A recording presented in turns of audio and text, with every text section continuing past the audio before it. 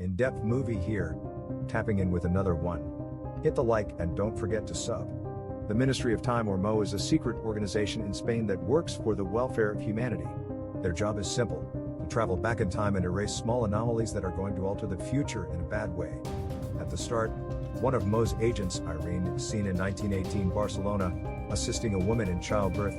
After a lot of struggle, a baby is delivered, and everyone in the room becomes happy. Irene also smiles, but before she can join in the celebrations, she becomes dizzy and falls unconscious. It turns out that she has contracted the deadly Spanish flu, which was prevalent during that time.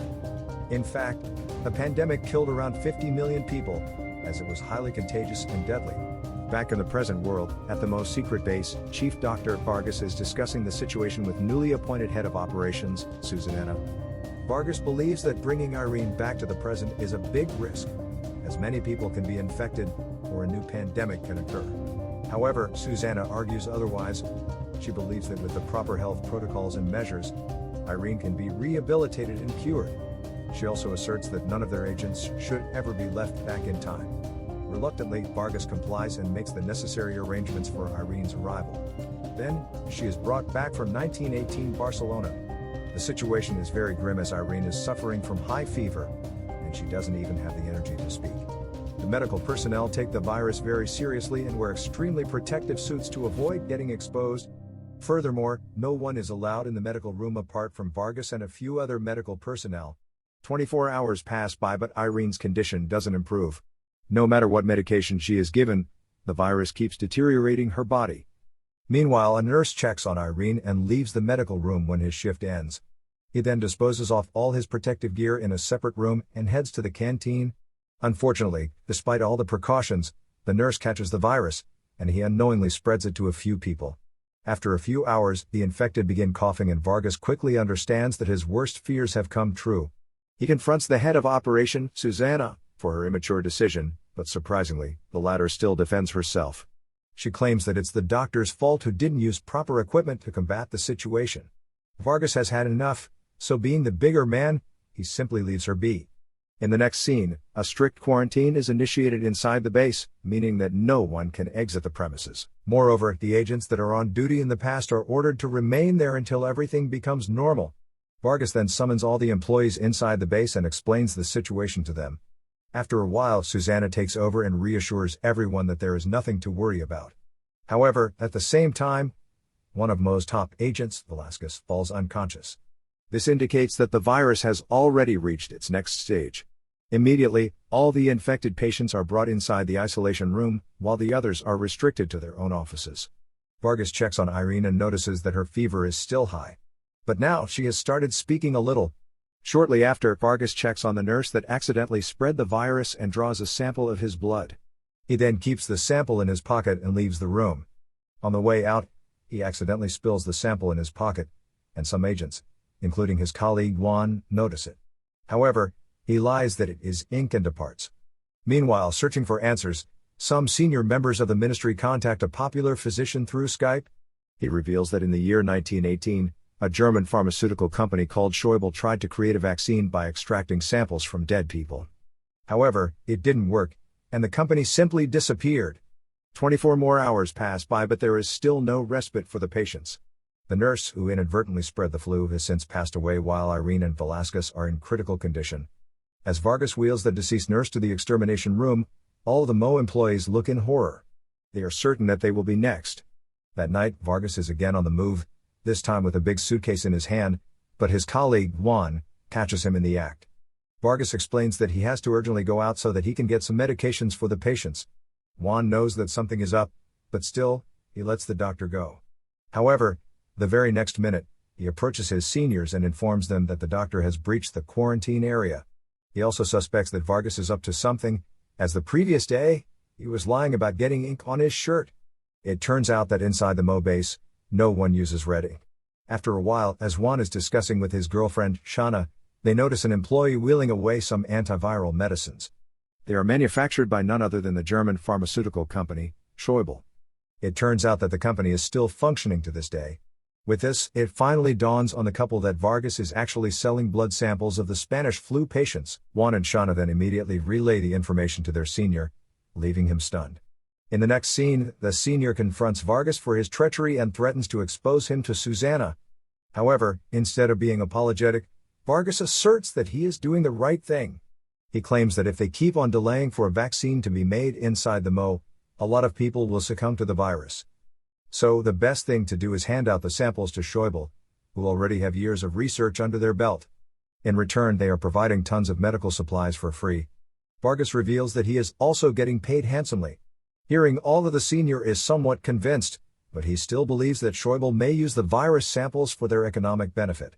Perhaps they will create a vaccine and then release the virus in public, which will cause a bigger pandemic and endanger the lives of millions of people. Vargas replies that it is possible, and hence, they decide to stop the samples from reaching the Schäuble headquarters in Munich. For the mission, Juan and Shauna are dispatched. They exit the Mo base and wriggle their way inside a nearby building, where Vargas apparently conducted his secret meetings. After this, they slowly approach the medical room. On the way, they are forced to fight and take down some guards. At last, Juan and Shauna reach the medical room and find the virus samples. Surprisingly, they also find some vaccines that were already manufactured by Schäuble. The following day, inside the Mo medical room, Vargas injects the vaccine to all the patients. And in just a matter of days, they start feeling better.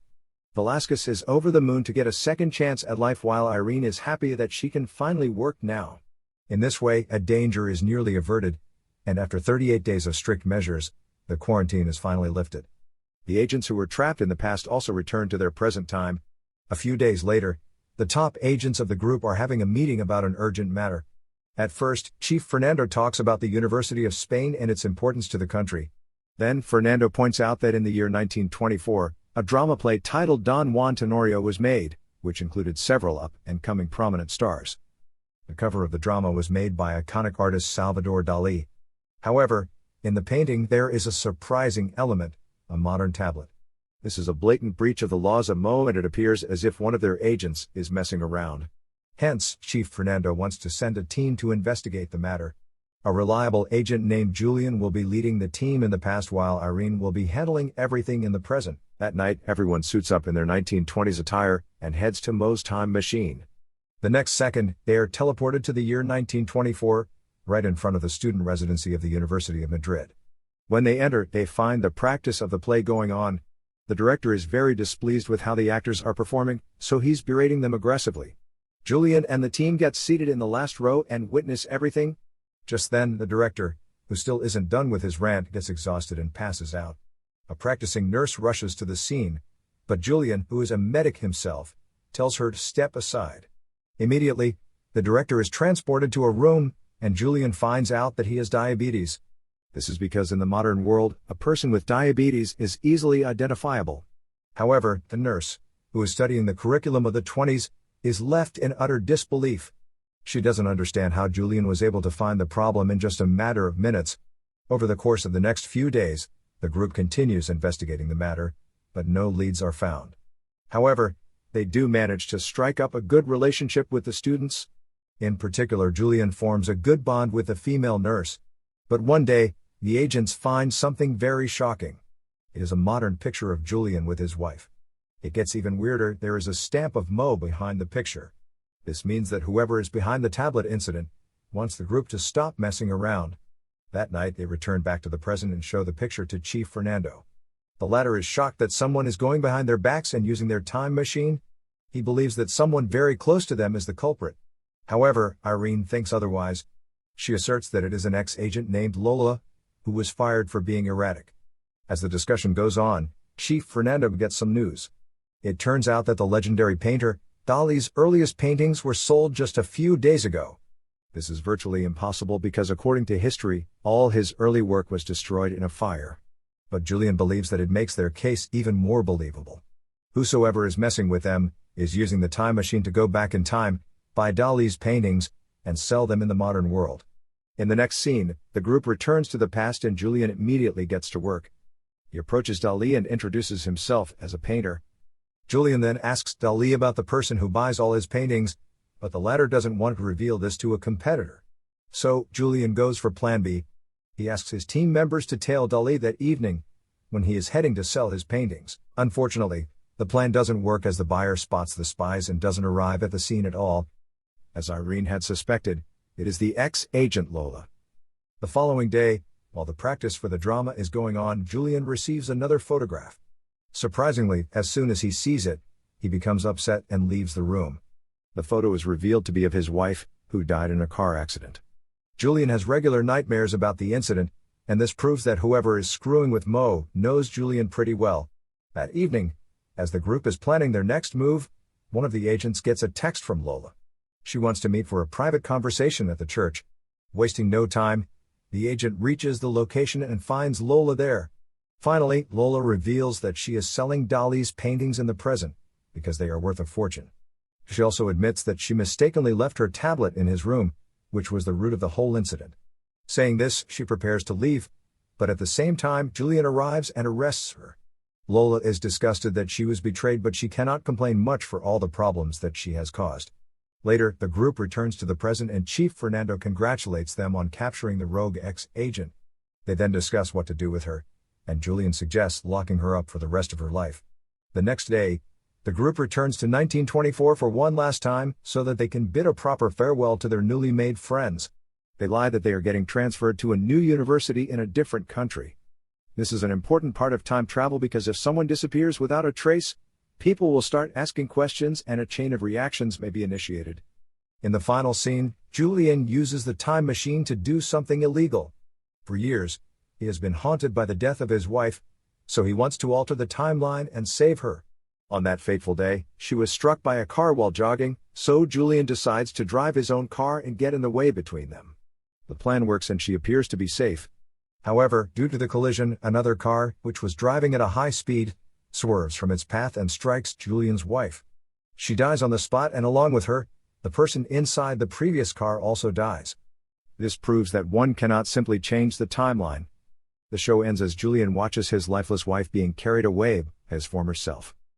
Make sure to like and sub.